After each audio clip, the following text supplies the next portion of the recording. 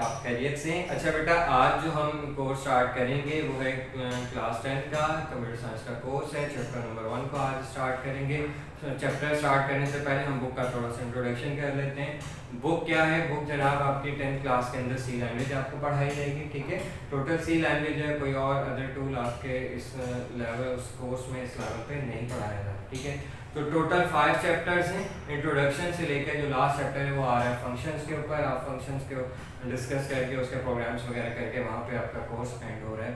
तो हम इसको इंशाल्लाह कवर करेंगे जितना जल्दी हो सका और जितनी वीडियोस इसके ऊपर हम बना सकें। कोशिश की जाएगी कि बोर्ड के ऊपर सारी कोडिंग की जाए, और मैं इंशाल्लाह वादा तो नहीं करता, लेकिन मेरी इंशाल्लाह कोशिश ज़रूर होगी कि इसको कंप्यूटर के ऊपर भी हम कोड को एग्जीक्यूट करके वो सारी कोडिंग करके प्रोग्राम्स लिखकर दिखाएं कि भाई कौन सा प्रोग्राम कैसे होता है और फिर क्या क्या प्रॉब्लम्स आते हैं, क्या क्या एरर्स आते हैं, फिर कैसे हम उसको रेक्टिफाई करते हैं। With the passage of time इंशाल्लाह वीडियोज़ में वो चीज़ें आती रहेंगी। तो अपने चैप्टर को स्टार्ट करते हैं। हमारा चैप्टर है जनाब, फर्स्ट चैप्टर आ रहा है इंट्रोडक्शन टू प्रोग्रामिंग, ठीक है। इंट्रोडक्शन टू प्रोग्रामिंग आ रहा है। इस चैप्टर पे जाने से पहले जो उन्होंने यूनिट का इंट्रोडक्शन दिया है उसमें 3-4 चीज़ें ये इंपॉर्टेंट उन्होंने मेंशन की हैं, हाईलाइट की हैं।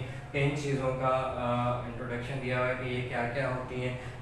सी लैंग्वेज की दुनिया में एंटर होने से पहले आपको 4 चीज़ें पता होनी चाहिए। तो जनाब सबसे पहले आते हैं कंप्यूटर प्रोग्राम। जैसा कि हम जानते हैं 9th के कोर्स में भी हमने डिटेल में बात की थी कि जो कंप्यूटर है ये डम मशीन है, इसमें सारी प्रोग्रामिंग की जाती है। जो भी डिसीजंस लेता है यह हमने उसको गाइड किया होता है, पहले से प्रोग्राम किया होता है, प्लान होता है, उसके अकॉर्डिंगली ये सारा काम कर रहा होता है, ठीक है।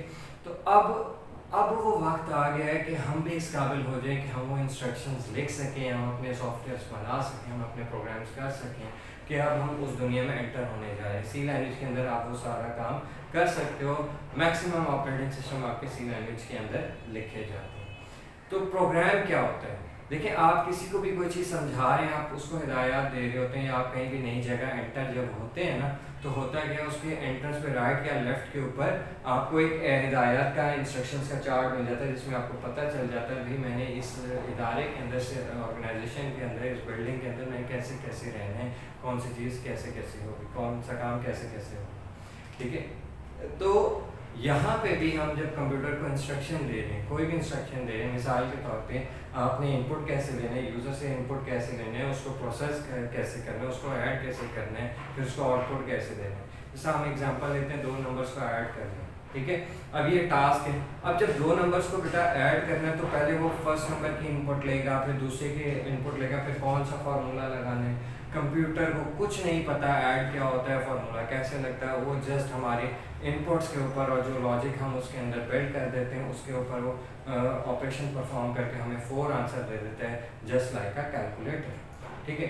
अब हमने सारी इंस्ट्रक्शन देनी, अब हमने उसको सारा जो सिखाना है, सारी चीज़ें बतानी, ये चीज़ ऐसे, ये चीज़ ऐसे, ये चीज़ ऐसे। अब वो जो एक लाइन हम लिख रहे हैं दैट इज कॉल्ड इंस्ट्रक्शन, जो एक लाइन लिखे हैं। और एक से ज़्यादा लाइन के ऊपर जब इंस्ट्रक्शन चली जाती है तो वो क्या बन जाता है, प्रोग्राम। वैसे प्रोग्राम सिंगल लाइन इंस्ट्रक्शन भी हो सकता है, लेकिन ज़्यादातर मोस्टली हम यही कहते हैं कि एक से ज़्यादा जब लाइन सेट ऑफ इंस्ट्रक्शन जब बन जाता है वो क्या बन जाता है, प्रोग्राम बन जाता है। तो इसकी 2 तरह की शॉर्ट डेफिनेशंस बन सकती हैं। First one is series of instructions,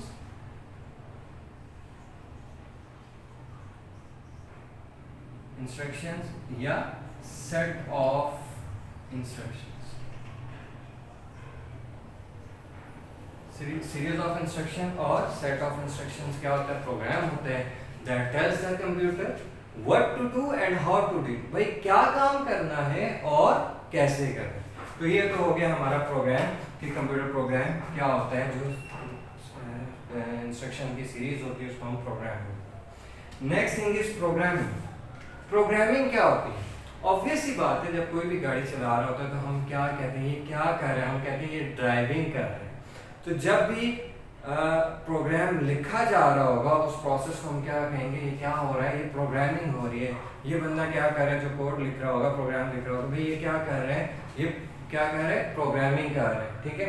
तो उस वो जो होगा उस प्रोसेस को, प्रोसेस ऑफ प्रोग्रामिंग क्या है, जो कंप्यूटर में डाटा इंस्ट्रक्शन वो फीड कर रहे हैं, कंप्यूटर में स्टोर कर रहे हैं। तो प्रोग्रामिंग को इन शॉर्ट डेफिनेशन क्या हो जाएगी, process of feeding and storing instructions into the computer. With programming क्या है, जाहिर है आप कंप्यूटर को बताओगे, आप कीबोर्ड के थ्रू बताओगे, ठीक है, इंस्ट्रक्शंस वगैरह लिखोगे, वो फीड कर रहा है, एंटर कर रहा है कंप्यूटर में, एंटर करना, फीड करने को, एंटर करने को क्या कहते हैं, फीड कर रहा है, ठीक है, कंप्यूटर में इंस्ट्रक्शंस फीड कर रहा है, बता रहा है उसको भाई ये करना है, पहले इनपुट लेनी है, आउटपुट लेनी, पूरा उसको टाइप कर रहा है और इंस्ट्रक्शन स्टोर करवा रहे हैं। अब उस पूरे प्रोसेस को क्या कहते हैं, प्रोग्रामिंग। तो इसकी शॉर्ट डेफिनेशन क्या हो जाएगी, फीडिंग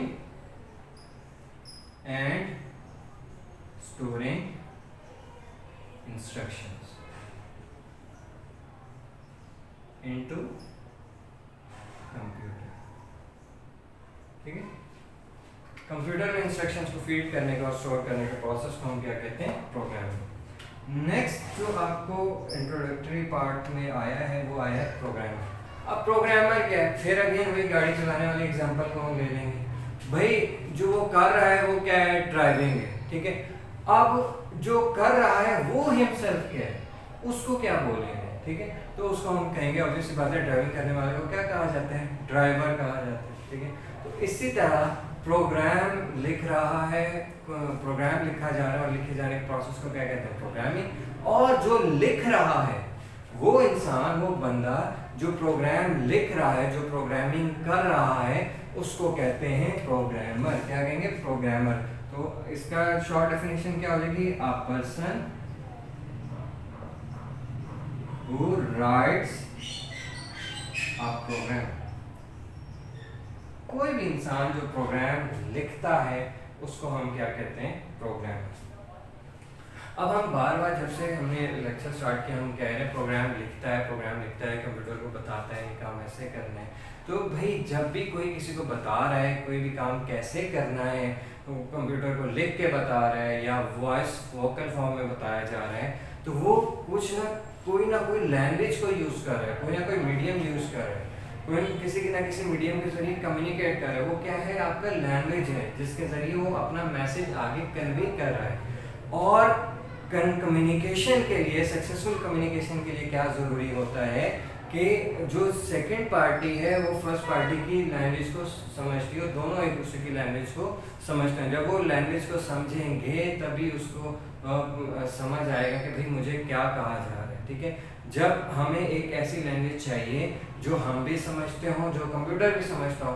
अब वो लैंग्वेज, जिस लैंग्वेज में प्रोग्राम लिखे जाते हैं, जिस लैंग्वेज में प्रोग्रामिंग की जाती है, उन लैंग्वेजेस को कहा जाता है, ये हमारी क्या है, प्रोग्रामिंग लैंग्वेजेस। जिस तरह पंजाबी है, उर्दू है, फारसी है, पश्तो है, ठीक है। अब ये सारी लैंग्वेजेस में प्रोग्राम नहीं लिखा जा सकता, इन सारी लैंग्वेजेस में प्रोग्राम नहीं लिखा जा सकता। इवन दो इंग्लिश में ही लिखा जा सकता है, इंग्लिश भी प्रोग्रामिंग लैंग्वेज नहीं है। तो कुछ लैंग्वेजेस हैं जिन लैंग्वेजेस के अंदर हम कंप्यूटर में प्रोग्राम लिख सकते हैं, जो हमारे पास एक ऐसा टूल है जिसको कंप्यूटर भी समझता है, जिसको हम भी समझते हैं, और उसके अंदर हम प्रोग्राम लिखेंगे। वो लैंग्वेजेस जो प्रोग्राम लिखने के लिए यूज़ होती हैं, उन लैंग्वेजेस को कहा जाता है प्रोग्रामिंग लैंग्वेजेस। जिसमें से एक आपके पास आ गई है जिसको हम पढ़ेंगे, सी लैंग्वेज है, एक सी लैंग्वेज हम पढ़ेंगे। उसके बाद C++ भी होती है, C# भी होती है, उसके बाद जावा है, आपके पास PHP है, पाइथन है, ASP.NET है, बहुत सारी आपके पास लैंग्वेजेस आ जाती हैं जिनके अंदर आप प्रोग्राम लिख के अपने ऑपरेटिंग सिस्टम लिखते हैं, ऑपरेटिंग सिस्टम बना डिज़ाइन किए जाते हैं, और बहुत सारे सॉफ्टवेयर वगैरह जो हैं वो इन लैंग्वेज एप्लीकेशन सॉफ्टवेयर भी इन लैंग्वेजेस के अंदर आप डेवलप करते हो, ठीक है। तो ये था आज का इंट्रोडक्शन इस चैप्टर का। नेक्स्ट हमारी जो लेक्चर होगा, नेक्स्ट हमारी वीडियो होगी, उसमें हम चैप्टर को स्टार्ट करेंगे, टॉपिक बाय टॉपिक इंशाल्लाह चलते रहेंगे। उम्मीद है कि आप सब अपना ख्याल रखेंगे, अपनी दुआओं में याद रखिएगा। अल्लाह।